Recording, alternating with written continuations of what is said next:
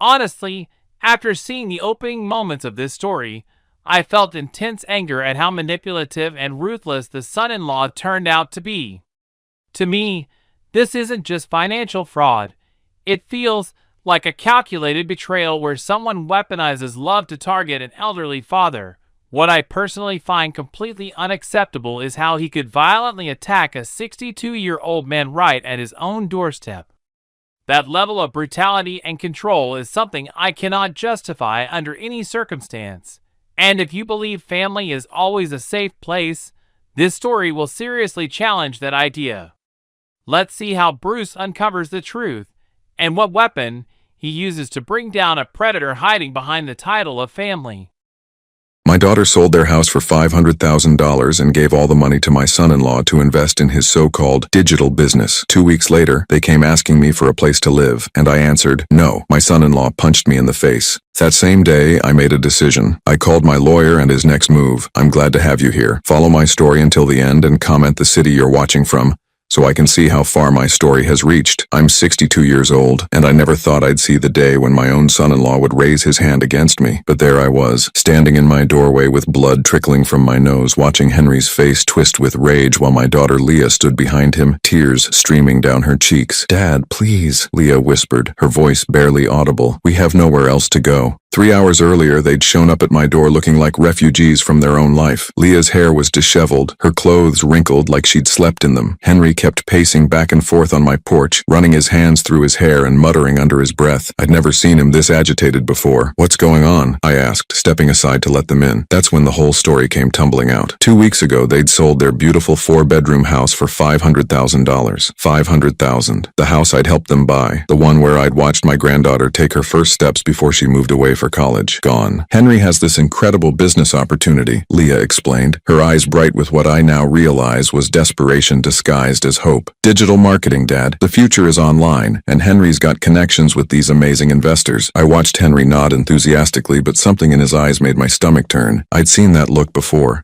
In my late brother's eyes when he was gambling away his savings, convinced the next bet would solve all his problems. "So you sold your house," I said slowly, "to invest in Henry's business." "It's not just a business, Bruce," Henry interrupted. And I noticed how he never called me Dad like he used to. "This is generational wealth we're talking about. In 5 years, Leah won't have to work another day in her life." But here they were, 3 hours later, telling me the money was gone. All of it. The investors had disappeared, the business was a shell, and Henry was explaining it all away with technical jargon I couldn't follow and didn't believe. "These things happen in business," he kept saying, his voice getting louder with each explanation. "Market fluctuations, regulatory issues. It's temporary. Temporary. $500,000 gone, and he called it temporary. We just need a place to stay while we figure things out," Leah pleaded. "Just for a few weeks, maybe a month." I looked at my daughter, really looked at her. When had she become so thin? When had those worry lines appeared around her eyes? She'd lost weight, and not in a healthy way. Her skin had a grayish pallor that spoke of sleepless nights and constant stress. "Leah, honey," I said gently, "you know I love you, but I can't enable this." That's when Henry's mask slipped. His friendly demeanor vanished, replaced by something cold and calculating. "Enable what exactly? Your daughter needing help from her own father?" "I'm not talking to you," I said firmly. "I'm talking to my daughter." Henry stepped closer and I could smell alcohol on his breath. It wasn't even noon. "You think you're better than us, don't you? Sitting in your nice house judging us for taking risks." "Henry, please," Leah whispered, grabbing his arm. He shook her off. "No, Leah, your father needs to understand something. We're family. Family helps family, and right now, we need help." I kept my voice calm, though my heart was racing. "And I've helped. I helped you buy that house. I helped pay for your wedding. I helped when you couldn't make car payments 3 years ago. But this isn't help. This is enabling bad decisions." "Bad decisions?" Henry's voice rose to a shout. "You have no idea what you're talking about, old man. You've never taken a risk in your life. You've never built anything, never dreamed big." "Henry, stop," Leah begged, but he was beyond listening. "You know what your problem is, Bruce? You're small. Small mind, small dreams, small life, and you want to keep everyone else small too." That's when I said it, the word that lit the fuse. "No." Just that. One word. But Henry heard it like a gunshot. "What did you say?" I said, "No, you can't stay here. I won't watch you drag my daughter down any further." The punch came so fast I didn't see it coming. One moment I was standing in my doorway, the next I was stumbling backward, my hand automatically going to my nose as warm blood began to flow. Leah screamed. Henry stood there, his fist still clenched, his chest heaving like he'd just run a marathon. For a moment, we all froze in that tableau. The assault, the victim, the witness. "Oh God," Leah whispered. "Oh God, Henry, what did you do?" But Henry wasn't looking at her. He was staring at me with pure hatred. "You deserve that, you selfish old bastard. Your own daughter is homeless and you slammed the door in her face." I touched my nose gingerly. It wasn't broken, but it hurt like hell. More than the physical pain, though, was the realization of what had just happened. This man who'd sat at my dinner table for 5 years, who'd called me dad, who'd promised to love and protect my daughter, had just punched me in my own home. "Get out," I said quietly. "Dad, please," Leah started. "Both of you, get out, now." As they walked away, I heard Henry muttering something about ungrateful and selfish, but I didn't care. I was already reaching for my phone, scrolling through my contacts until I found the number I needed. Robert Henley, my lawyer for the past 15 years. A man who'd helped me through my divorce, my business partnerships, and my retirement planning. A man I trusted completely. The phone rang twice before his familiar voice answered. "Bruce, what's wrong? You sound shaken." I told him everything, from the lost money to the punch. Robert listened without interrupting, which had always been one of his strengths. When I finished, there was a long pause. "Bruce," Robert said finally, his voice grave, "I need to see you immediately. There are things about Henry you need to know. Things I should have told you months ago." Something in his tone made my blood run cold. "What kind of things?" "Not over the phone. Can you come to my office now?" I looked at my reflection in the hallway mirror. My nose was swollen. There was dried blood on my shirt, and my hands were shaking slightly. But Robert's urgency cut through my shock. "I'll be there in 20 minutes.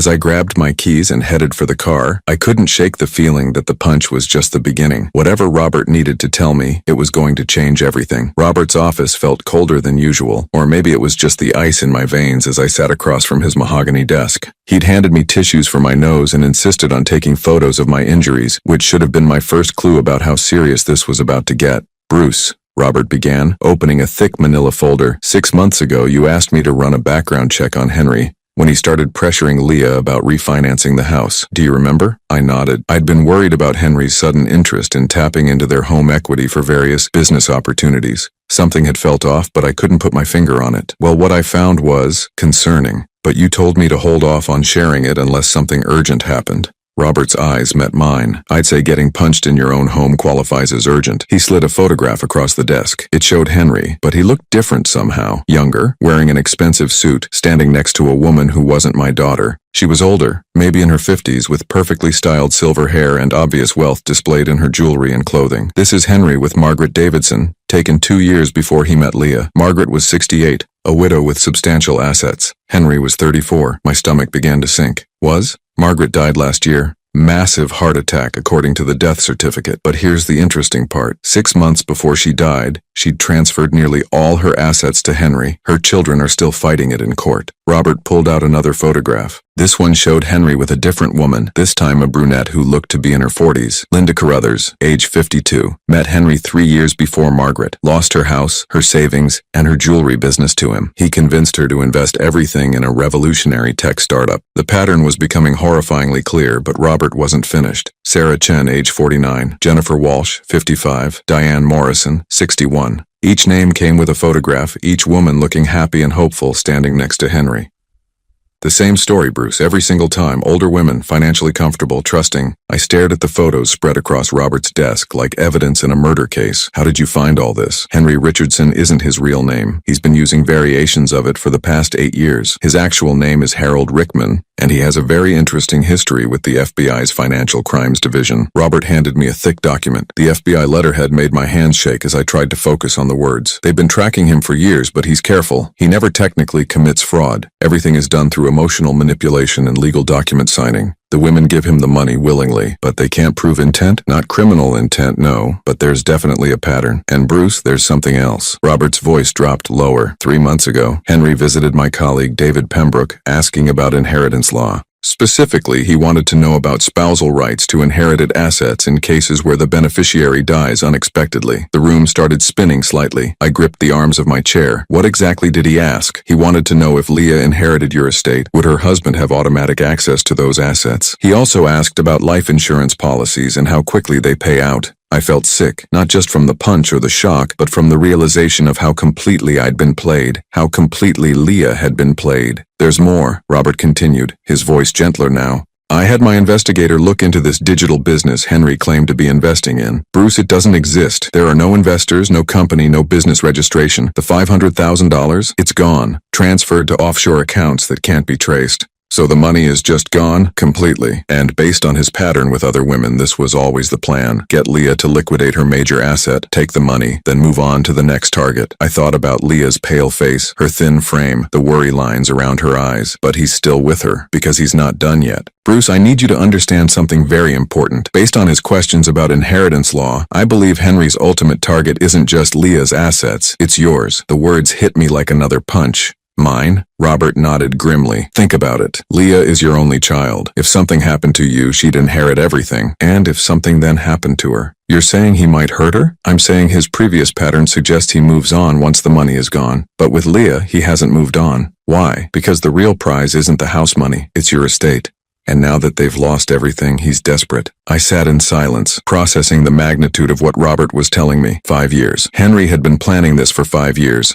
Slowly working his way into our family, earning our trust, positioning himself for the ultimate score. The punch today, I said slowly, that wasn't anger about being refused shelter. No, Robert agreed. That was panic. His plan is falling apart and desperate people do desperate things. Robert opened another file. Bruce, I need to ask you something and I need you to think very carefully before you answer. Has Henry ever asked you about your will? About your health? About whether you take any medications? The question made my skin crawl, but as I thought back, memories began surfacing. Henry asking about my blood pressure medication. Henry suggesting I should live a little and not be so careful about my diet. Henry joking about how old guys like me should enjoy life because you never know what might happen. Jesus, I whispered. I'm not trying to scare you unnecessarily, Robert said, but based on what happened to Margaret Davidson, I think you need to take precautions. Immediately, he pulled out a legal document. This is a restraining order. I can have it filed today. It will legally prevent Henry from coming near you or your property. What about Leah? Robert's expression grew sad. Bruce, I know this is your daughter, but she's chosen her side. Every one of Henry's previous victims had family members who tried to warn them. They all chose Henry over their families right up until he disappeared with their money. I stared at the restraining order,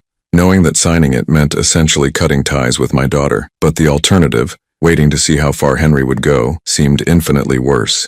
There's one more thing, Robert said quietly. If you sign this restraining order, if you protect yourself legally, Henry's going to escalate. He's going to try to get to your assets through Leah. And if she's as manipulated as his previous victims, she's going to help him. What do you mean? Robert pulled out one final document. This morning, before you called, I received a request from another law firm. They want to schedule a meeting about your estate planning. The request came through Leah. My heart stopped. She's already trying to access my will. It appears so. Bruce, I think Henry has been planning this for months. The house sale, the fake business, coming to you for help. It was all designed to create a crisis that would force you to either take them in or make financial provisions for them. I thought about Leah's tears, her desperate pleas, the way she'd begged me to help them. Had any of it been real, or had she been coached, manipulated, turned into Henry's accomplice? What do I do? Robert leaned forward, his expression serious. First, we file the restraining order. Second, we need to discuss changing your will immediately. And third, he paused, seeming to weigh his words carefully. Third, you need to decide how far you're willing to go to protect yourself. Because, Bruce, I don't think this ends with a simple restraining order. I think Henry's going to fight back, and he's going to use Leah as his weapon. As I sat there staring at the photos of Henry's previous victims, I realized that the punch to my face was just the opening shot in what was about to become a war for my life savings, my legacy, and possibly my life itself. The restraining order was filed by 3 o'clock that afternoon. But Robert insisted I stay at his office while his investigator, Marcus Webb, presented what he'd discovered in the past 24 hours. Marcus was a former FBI agent with tired eyes and the kind of methodical patience that comes from years of unraveling financial crimes. Mr. Holloway, Marcus began, spreading documents across Robert's conference table. What I'm about to show you is going to be difficult to process. Your son-in-law has been very busy. The first document he placed in front of me made my blood freeze. It was a loan application from First National Bank dated 3 weeks ago. Leah's signature was at the bottom,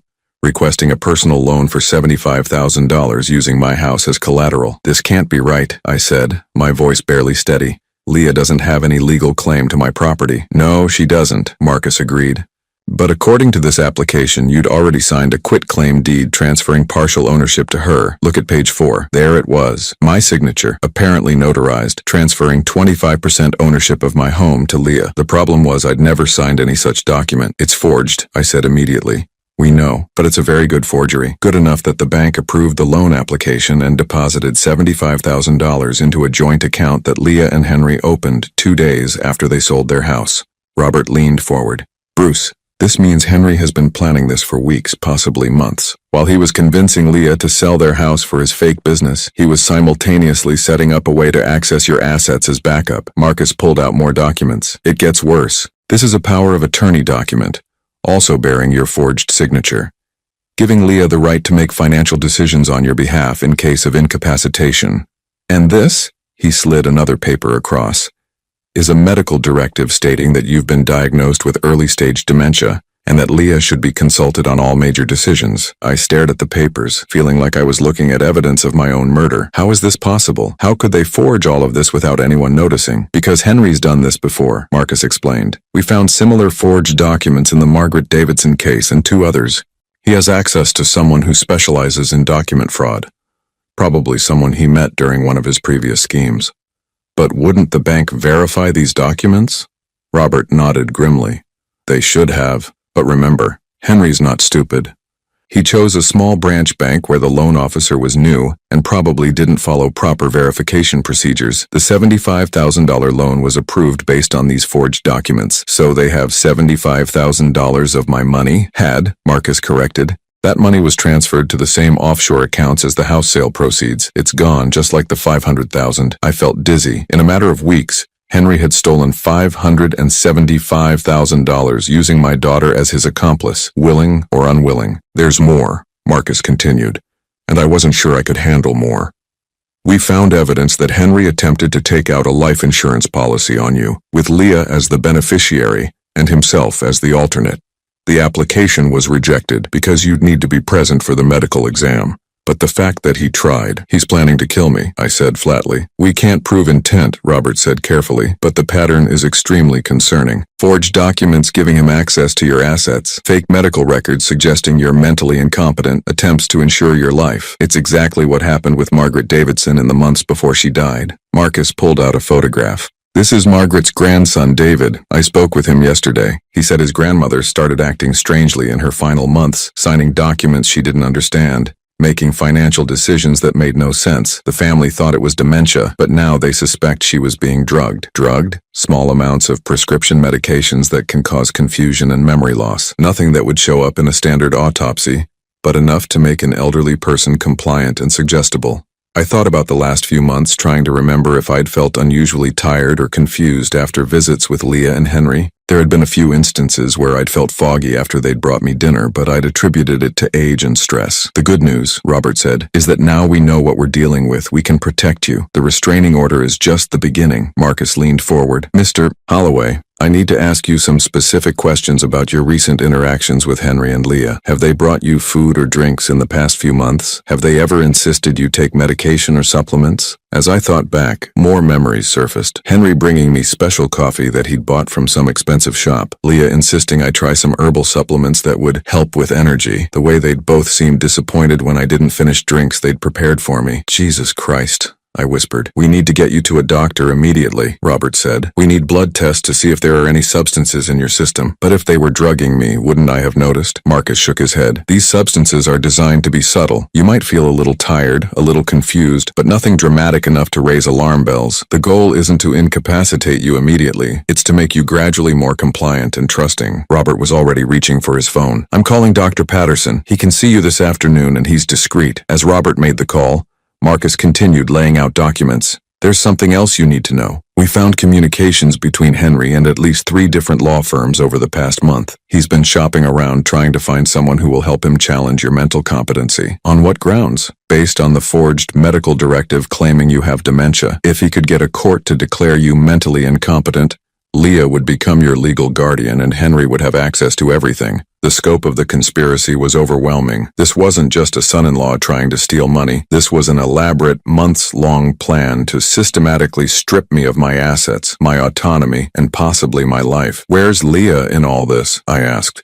Does she know what he's doing? Marcus and Robert exchanged a look. That's the million-dollar question, Marcus said. In some of his previous cases, the women were completely unaware they were being used. In others, they became willing accomplices once they were sufficiently isolated and manipulated. Based on what we found today, Robert added, Leah signed loan applications using forged documents of your signature. Either she knew they were forged, or Henry convinced her you'd already signed them privately. I thought about my daughter's face when they'd come to ask for help, the desperation in her eyes, the way she'd pleaded with me. Had that been genuine emotion? Or was she already so deep into Henry's web that she couldn't tell truth from lies anymore? There's one more thing, Marcus said quietly. We've found evidence that Henry has been researching your daily routines. Coffee shop visits, grocery store trips, your morning walks, He knows your schedule better than you probably realize. Why would he need that information? Because, Robert said grimly, if his other plans fail, if he can't access your money through legal manipulation or fake documents, he might try a more direct approach. The room fell silent as the implication sank in. Henry wasn't just after my money. He was preparing for every possible scenario, including ones that might require me to be out of the picture permanently. Dr. Patterson's nurse called back within 10 minutes. I could come in immediately for blood work and a comprehensive examination. As I prepared to leave Robert's office, he handed me a small device that looked like a key fob. Panic button, he explained. Direct line to the police. Keep it with you at all times. As I walked to my car, I realized that 24 hours ago, my biggest worry had been whether to help my daughter through a financial crisis. Now I was carrying a panic button because my own son-in-law might be planning to kill me. But there was something else growing alongside the fear, a cold, calculating anger. Henry thought he was dealing with a confused old man he could manipulate and eventually eliminate. He had no idea that he'd just declared war on someone who'd spent 40 years building a successful business by outthinking people exactly like him. The blood tests would tell us if I'd been drugged. The restraining order would provide legal protection. But what Henry didn't know yet was that I wasn't going to be content with just defending myself. I was going to destroy him. Dr. Patterson's blood tests confirmed what we'd suspected. Low levels of lorazepam and diphenhydramine, medications that would cause drowsiness and confusion when combined, but in doses small enough to seem like natural aging effects. I'd been systematically drugged for at least 2 months. The good news, Dr. Patterson explained as we reviewed the results, is that these substances clear your system relatively quickly. You should feel more alert within a few days. The bad news is that this level of premeditation suggests whoever did this was planning something significant. I drove home from the doctor's office with a clarity I hadn't felt in weeks. The fog that had been clouding my thoughts was already lifting, and with it came a sharp, focused rage. Henry had been poisoning me while sitting at my dinner table, shaking my hand, calling me Dad, but my anger was nothing compared to what I felt when I pulled into my driveway and saw Leah's car parked on the street. She was sitting on my front porch steps, and for a moment I felt a stab of the old paternal instinct. She looked so small, so lost. Her hair was unwashed, her clothes wrinkled, and she'd been crying. Despite everything I'd learned about Henry's manipulation, despite the forged documents and the stolen money, she was still my daughter. Dad, she said as I approached, her voice hoarse. I know you don't want to see me, but I had to come. I stopped at the bottom of the steps, keeping distance between us. The panic button Robert had given me felt heavy in my pocket. Where's Henry? He's at a friend's place. Dad, I need to talk to you about what happened yesterday. Henry feels terrible about hitting you. Does he? I asked, studying her face. Her eyes were red-rimmed and desperate, but there was something else there, a rehearsed quality to her words that made my stomach clench. He's been under so much stress with the business failing, and when you refused to help us, he just snapped. It's not like him, Dad. You know it's not. I sat down on the bottom step, maintaining distance but showing I was willing to listen. Leah, tell me about the loan you took out using my house as collateral. Her face went white. What loan? The $75,000 loan from First National Bank. The one where you used my forged signature to claim I'd given you partial ownership of this house. Dad, I don't know what you're talking about. But her eyes darted away from mine, and her hands started shaking. Henry handles all our financial stuff.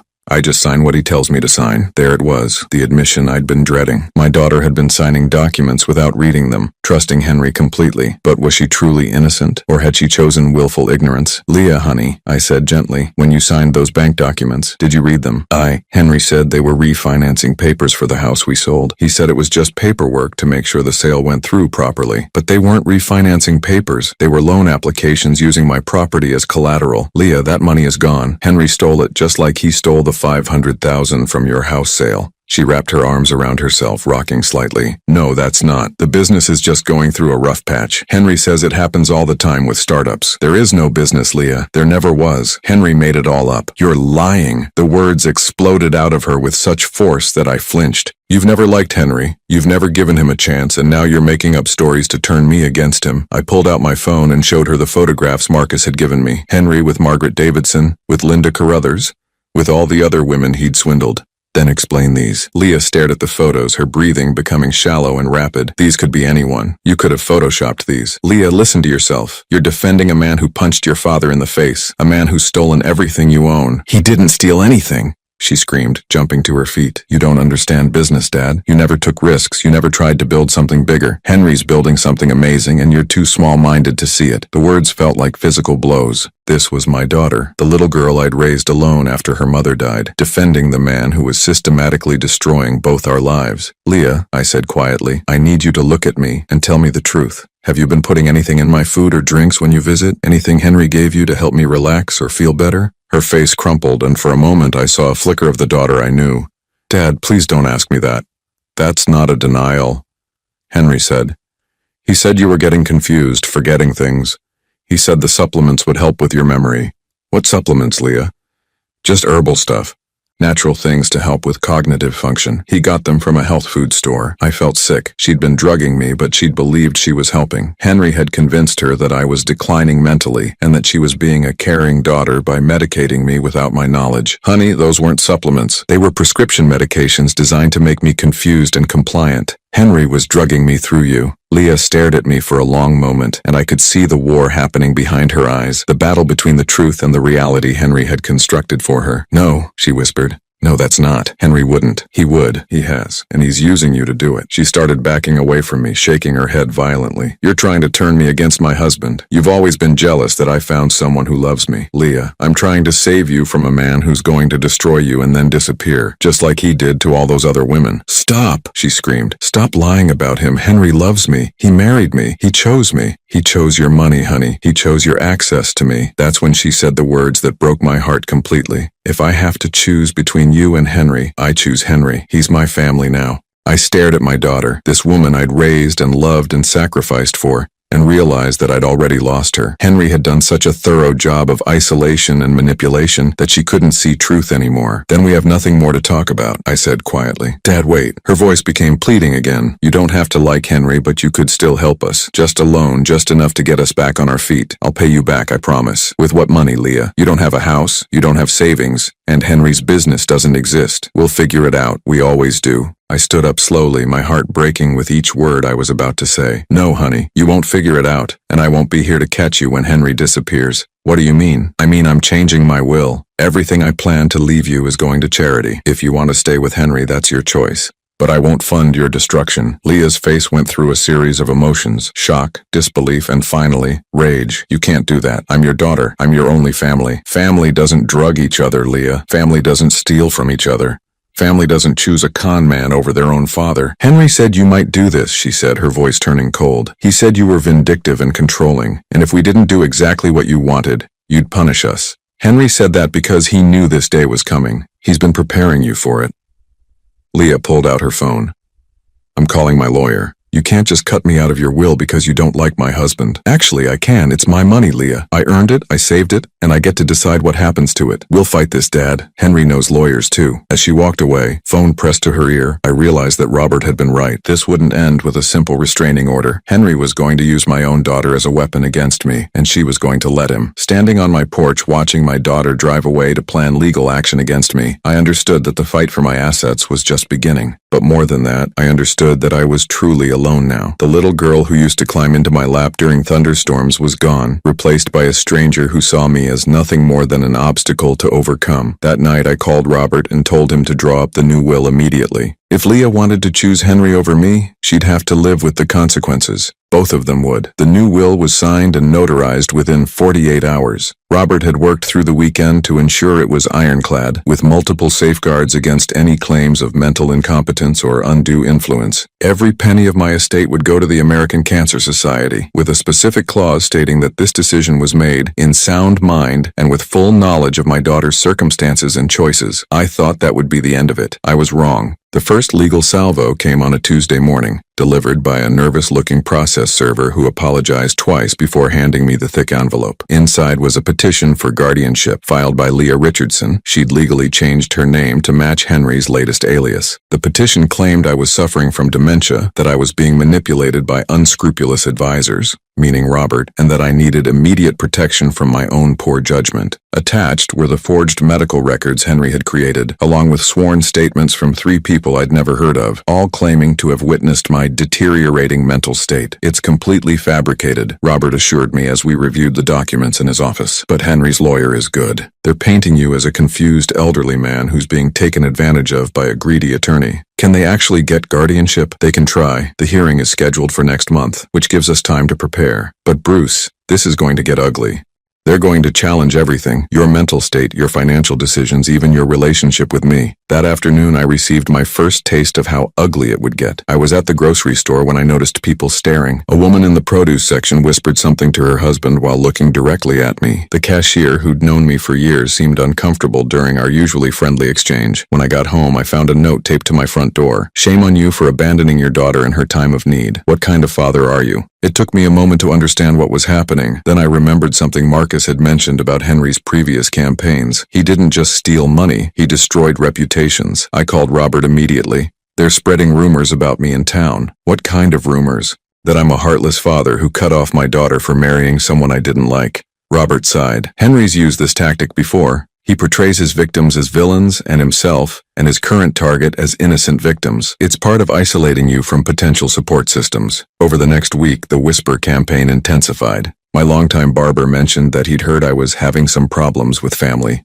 The woman at the coffee shop I'd frequented for 10 years asked if I was doing okay, in a tone that suggested she'd heard I wasn't. Even my doctor's receptionist looked at me with pity when I arrived for my regular appointment. But the real blow came when my neighbor, Janet Morrison, knocked on my door on Friday evening. Janet and I had been friends for 15 years. She'd brought me casseroles after my surgery last year, and I'd shoveled her walkway during the blizzard. "Bruce," she said, her voice careful and concerned, "I need to ask you something, and I hope you'll be honest with me." "Of course." "Leah came to see me yesterday. She's very worried about you. She says you've been acting strangely, making irrational financial decisions, and that you might be getting taken advantage of." I felt my stomach drop. "Janet, you've known me for 15 years. Do I seem confused or irrational to you?" "Well, no," she admitted. "But Leah seemed so genuinely concerned. She said you'd changed your will impulsively and that you might not be thinking clearly." "Did she mention that her husband punched me in the face? Or that they forged my signature to steal $75,000? Janet's eyes widened. "What? No, she said you were upset about some business investments that didn't work out." "Janet, my son-in-law is a con man. He's stolen nearly $600,000 from us and is now trying to get control of my assets by claiming I'm mentally incompetent." But Leah seemed so convincing, sincere. "That's because she's been brainwashed. Henry has convinced her that I'm the problem." Janet left looking troubled and uncertain, which was exactly what Henry wanted. Doubt, confusion, people questioning whether I was the victim or the villain in this story. The psychological warfare escalated when I received a call from my granddaughter, Emma. She was 23, living in California, and I hadn't spoken to her in months. Her voice was cold when she called. "Grandpa, Mom told me what you did." "What did she tell you?" "That you refused to help her when she was homeless. That you cut her out of your will because you don't like Henry. That you're being influenced by lawyers who want your money." I closed my eyes, feeling the weight of Henry's manipulation reaching even to the next generation. "Emma, has your mother told you that Henry stole all their money? That he punched me? That he's been drugging me?" "She said you might say things like that. She said the stress has made you paranoid and that you're making up stories about Henry." "Sweetheart, I'm your grandfather. I've never lied to you. Why would I start now?" There was a long pause. "I don't know what to believe anymore. Mom's crying all the time. She says Henry's trying to find work, but you're spreading lies about him to potential employers." That was news to me, but it fit Henry's pattern of staying one step ahead of exposure. "Emma, I want you to do something for me. I want you to research Henry Richardson online, look up his previous marriages, his business history, then decide for yourself who's telling the truth. Mom said you might ask me to do that. She said you'd try to turn me against Henry with fake evidence." I realized then how thoroughly Henry had prepared for this. He'd given Leah responses to every possible truth I might tell,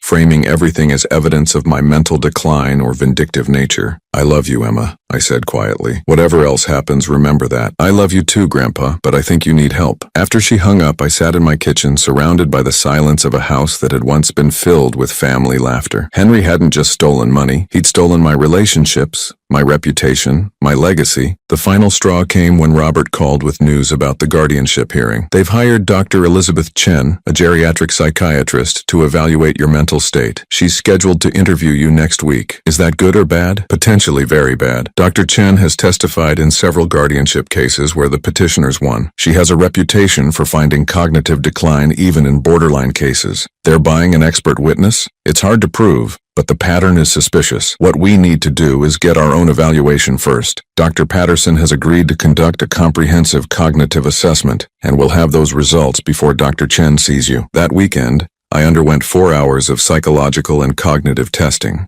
Dr. Patterson put me through memory tests, problem-solving exercises, and detailed interviews about my medical history and current mental state. "Bruce," he said when we finished, "I can state categorically that you show no signs of dementia, cognitive decline, or mental incompetence. Your test scores are actually above average for your age group. Will that be enough to fight the guardianship petition?" "It should be, but you need to understand what you're up against. Henry and Leah aren't just trying to prove you're incompetent. They're trying to prove that anyone who believes you is also suspect. They're going to attack Robert's motives, question Dr. Patterson's objectivity, and paint everyone who supports you as part of some conspiracy." Monday morning brought another legal document, a motion to freeze my assets pending the guardianship hearing. Henry's lawyer argued that I was at risk of being manipulated into giving away my money and that my assets needed protection.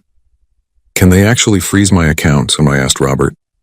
"They can try. We'll fight it, but it shows how desperate they're getting. If they can't get guardianship, they'll try to tie up your money in legal proceedings until you're too exhausted to fight anymore." That afternoon, I made a decision that surprised even Robert. I called a press conference. Well, not exactly a press conference. I called the local newspaper and asked if they'd be interested in interviewing a local businessman whose son-in-law was trying to steal his estate through guardianship fraud. The reporter, Sarah Martinez, was young and hungry for a real story. When I showed her the evidence, the forged documents, the photos of Henry's previous victims, the blood test results showing I'd been drugged, her eyes lit up. "Mr. Holloway, this is incredible. Can I verify these documents with your lawyer?" "You can verify everything. I want the truth out there before the guardianship hearing." The article ran 3 days later with the headline, "Local con man targets elderly father-in-law in elaborate inheritance scheme."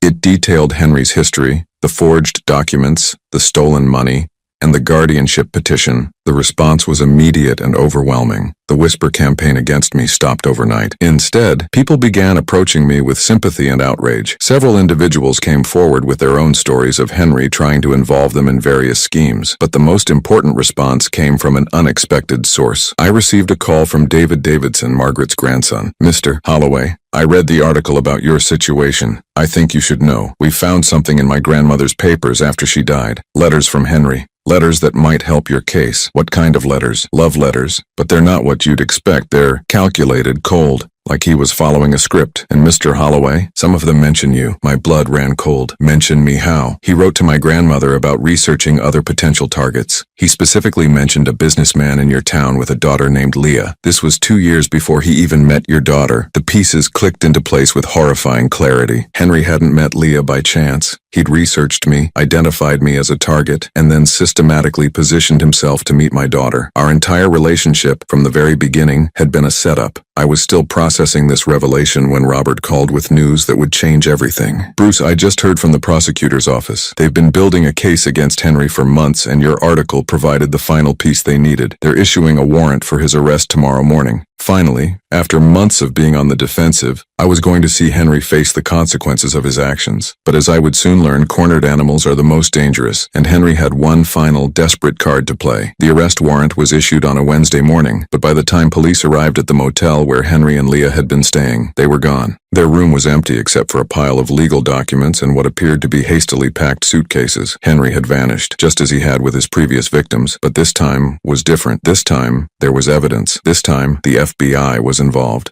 "He can't stay hidden forever," Agent Sarah Collins explained during our meeting at Robert's office. "His pattern has always been to disappear when things get too hot, but we've frozen his known accounts and we're monitoring his aliases. Plus, he made a mistake this time." "What mistake?" "He stayed too long. Usually he takes the money and runs immediately, but he was so focused on your estate that he kept pushing, kept escalating. Now we have enough evidence to charge him with wire fraud, identity theft, and elder abuse across multiple states. I should have felt victorious, but all I felt was empty. Henry was gone, but so was my daughter." According to the motel clerk, Leah had seemed confused and frightened when they left, but she'd gone with him willingly. "We'll find her too," Agent Collins assured me. "In cases like this, the victim often doesn't realize they're a victim until their abuser abandons them." Robert leaned forward. "Bruce, there's something else you should know. The guardianship petition has been withdrawn. Without Henry here to push it forward, And with the criminal charges filed, Leah's lawyer dropped the case. What happens to the money they stole? The FBI has recovered about $60,000 from accounts we could trace. The rest? Agent Collins shrugged. It's probably gone forever. These types of criminals are very good at moving money offshore quickly. $515,000. Gone. 5 years of my daughter's marriage. Gone. My relationship with my granddaughter. Damaged. Possibly beyond repair. But I was alive. I was free. And I was no longer anyone's target. The weeks that followed were surreal. The local newspaper did a follow-up story when Henry was added to the FBI's most wanted list. I received calls from victims of other con men, people who wanted to share their stories or ask for advice. The district attorney's office asked me to speak at seminars about elder fraud prevention. I declined most of these requests. I wasn't interested in becoming a poster child for victimization. I just wanted my life back. 3 months after Henry's disappearance, I received an unexpected visitor. I was working in my garden when a car pulled into my driveway. For a moment, my heart stopped. It looked like Leah's car.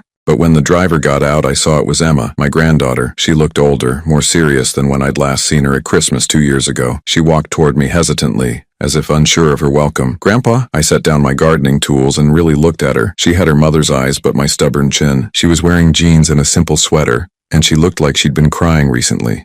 "Emma, this is a surprise.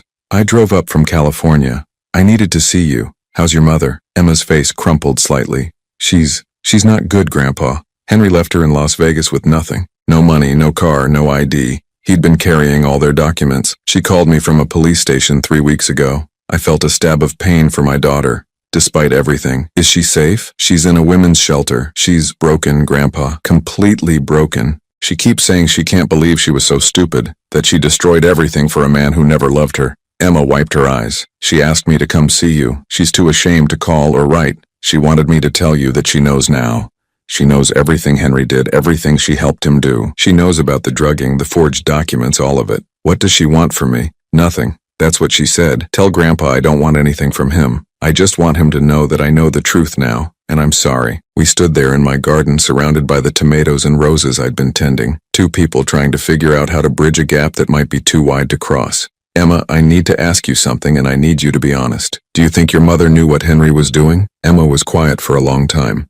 I think she knew something was wrong, but she was so afraid of being alone again that she chose not to see it. Henry was very good at making her feel like she couldn't survive without him. And now she's learning that being alone is better than being with someone who's destroying you. I knew you. I thought about my daughter, sitting in a shelter in Las Vegas, finally understanding the price of the choices she'd made. Part of me wanted to rescue her, to bring her home and try to rebuild what we'd lost. But another part of me, the part that had learned hard lessons about enabling destructive behavior, knew that some lessons can only be learned the hard way. Is she getting help? Counseling? Yes, the shelter has programs for women who've been financially abused. She's starting to understand how Henry manipulated her, isolated her from everyone who cared about her. Good, that's important. Emma looked around my garden, at my house, at the life I'd protected by making the hardest choice of my life. Grandpa, she doesn't expect forgiveness. She said she knows she chose Henry over you and she has to live with that. What do you think I should do? I think you should do whatever feels right to you. You don't owe her forgiveness just because she's sorry now. You don't owe her anything. That night after Emma left to drive back to California, I sat on my porch with a glass of wine and thought about the past year. I'd been punched, drugged, stolen from, legally attacked, and publicly humiliated. I'd lost my daughter, my granddaughter's respect, and nearly $600,000. But I'd also learned something valuable about myself. When everything was on the line, when I had to choose between family loyalty and self-preservation, I'd chosen correctly. I'd refused to enable destruction, even when it cost me the most important relationship in my life. 6 months later, I received a letter from Leah. It was short and handwritten on cheap paper. Dad, I know I have no right to write to you after everything I did. I know I chose Henry over you, and I know the pain that caused. I'm not writing to ask for forgiveness or help. I'm writing to tell you that you were right about everything. Henry never loved me. He used me to get to you and I was too blind to see it. You tried to save me and I fought you every step of the way. I understand now why you had to protect yourself from me. I understand why you changed your will. I would have done the same thing. I don't know if I'll ever be able to rebuild my life, but I wanted you to know that I finally understand yours. You were a good father. I was a bad daughter. That's on me, not you. I hope you're happy and safe. I hope you found peace. You deserve it. Love, Leah. I read the letter 3 times, then put it in my desk drawer. I didn't reply. Some bridges once burned are meant to stay that way. A year after Henry's disappearance, Agent Collins called with news. Henry had been arrested in Mexico, trying to run the same scam on a wealthy widow in Cancun. He'd be extradited to face charges in multiple states. The legal proceedings would take years, but he would likely spend the rest of his life in prison. What about the money? I asked. We recovered another $120,000 from accounts in the Cayman Islands. It's not everything, but it's something. $120,000 out of nearly $600,000 stolen. But I found I didn't care about the money as much as I'd expected. I'd learned to live without it, learned to find satisfaction in simpler things. My garden, my books, the quiet satisfaction of a life lived on my own terms. Emma visited twice more over the next year. She never mentioned her mother, and I never asked. We were rebuilding our own relationship, separate from the wreckage of everything else. On a warm spring morning, exactly 2 years after Henry had punched me in my own doorway, I was working in my garden when my phone rang. The caller ID showed Emma's number. "Grandpa, I have some news. Mom's been accepted into a job training program. She's learning to be a medical billing specialist. She's been clean and sober for 8 months, and she's living in transitional housing." "That's good to hear. She wanted me to tell you something else. She's not going to contact you anymore. She's not going to ask Emma to be a go-between. She said she's caused enough damage and it's time for her to figure out her own life without involving you." I felt a strange sense of relief. Not because I didn't love my daughter, but because she was finally taking responsibility for her own choices. "Grandpa, are you okay with that?" I looked around my garden at the life I'd built after nearly losing everything. "Yes, Emma, I think that's exactly what needs to happen." After we hung up, I went back to my tomatoes. They were coming along nicely this year, healthy and strong, like me. Henry had tried to destroy me, but I'd survived. More than survived, I'd learned to thrive again. I'd learned that sometimes the most loving thing you can do is refuse to enable someone's self-destruction, even when that someone is your own child. I'd learned that protecting yourself isn't selfish, it's necessary. And I'd learned that starting over at 62 was not only possible, it could be the beginning of the best years of your life. As I worked in the afternoon sun, I felt something I hadn't experienced in years: complete peace. No one was manipulating me, stealing from me, or lying to me. No one was planning to hurt me or use me. I was free, and freedom, I'd discovered, was worth any price I'd paid for it, even the price of losing my daughter to her own bad choices. Some battles are won not by fighting, but by refusing to lose yourself in someone else's war. Looking back at everything, I have to say this clearly. Henry, also known as Harold Rickman, may have presented himself as calculated and intelligent, but in my view, his actions reflect complete moral corruption. From my perspective, deceiving, poisoning, and attempting to strip someone of their legal capacity just to seize an inheritance is a level of cruelty I simply cannot accept. That's not just manipulation, that's predatory behavior. What stands out most is Bruce's response.